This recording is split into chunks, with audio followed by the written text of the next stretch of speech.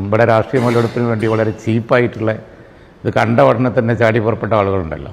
ഉടനെ ഇറങ്ങിയിരിക്കുന്നവർ കണ്ടോ അവിടെ കോൺഗ്രസ് ഗവൺമെൻറ്റാണ്, UP പോലെയാണ്. അതൊക്കെ ആളുകൾക്ക് മനസ്സിലാവും. അവർ മനസ്സിലാക്കേണ്ട ഒരു കാര്യം, ഇന്ന് UP അവരെ ബുൾഡോസർ വന്ന് ഇടിച്ചിട്ടിട്ട് അങ്ങ് തെരുവിലേക്ക് ഇറക്കി പോയി തെണ്ടിക്കോളാൻ പറയാണ്. കർണാടകയിൽ അതല്ല.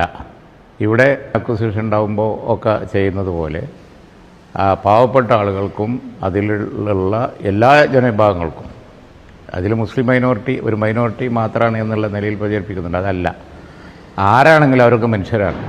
ആ മനുഷ്യത്വം പരിഗണിച്ചുകൊണ്ട് അവർ പുനരധിവസിപ്പിച്ചുകൊണ്ട് ഒരുപക്ഷെ കേരളം ചെയ്തതിനേക്കാൾ മെച്ചമായ രീതിയിൽ അവർക്ക് പുനരധിവാസം ഉറപ്പ് വരുത്താം എന്നുള്ളത് അവിടുത്തെ ഗവൺമെൻറ് ഞങ്ങൾക്ക് ഉറപ്പ് നൽകിയിട്ടുണ്ട്. ആ സ്ഥലം എന്ന് പറയുന്നത് പല പ്രാവശ്യം നോട്ടീസ് കൊടുത്ത് ഗവൺമെൻറ്റിന് ന്യായമായി ഒഴിഞ്ഞു കിട്ടേണ്ട ഒരു സ്ഥലമാണെന്നാണ് അവരുടെ വാദം.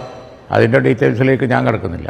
അവിടെ കോൺഗ്രസ് ഗവൺമെൻറ്റാണെന്ന് അറിഞ്ഞപ്പോൾ ചാടിപ്പുറപ്പെട്ട് പിന്നെ രാഷ്ട്രീയ മുതലെടുപ്പ് നടത്തുന്ന ആളുകൾ ചെയ്യുന്ന പണി ഒരു തരം ചീപ്പ് പണിയാണ്. അതേ ആ കാര്യത്തെ പറയാനുള്ളൂ. എവിക്ഷൻ നടന്നിട്ടുണ്ട്, അതിൽ മനുഷ്യത്വപരമായ പ്രശ്നമുണ്ട്. അത് ഞങ്ങൾ തീർച്ചയായിട്ടും ശക്തമായി മുഖ്യമന്ത്രിയും മറ്റുമൊക്കെ ശ്രദ്ധയിൽ ഞങ്ങൾ പെടുത്തുകയും ചെയ്തു. അതിന് പരിഹാരം ഉണ്ടാക്കുക എന്ന് അവർ പറഞ്ഞിട്ടുമുണ്ട്. Theyyampattil jewellery, trendy and customise collection, best in budget. Theyyampattil പോലൊരു ഓപ്ഷൻ വേറെ ഇല്ല. Jewelry that tells your story.